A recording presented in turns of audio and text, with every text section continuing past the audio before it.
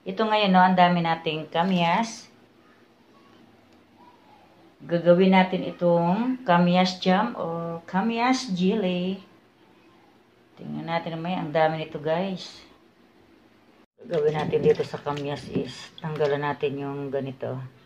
Ito yung mga ano niya, dahon-dahon.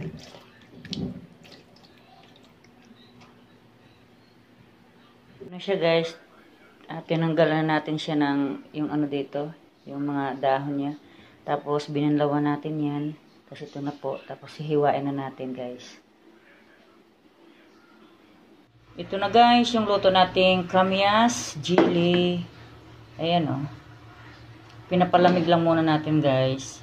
Tapos pag malamig na, ilagay na natin mamaya sa garapon.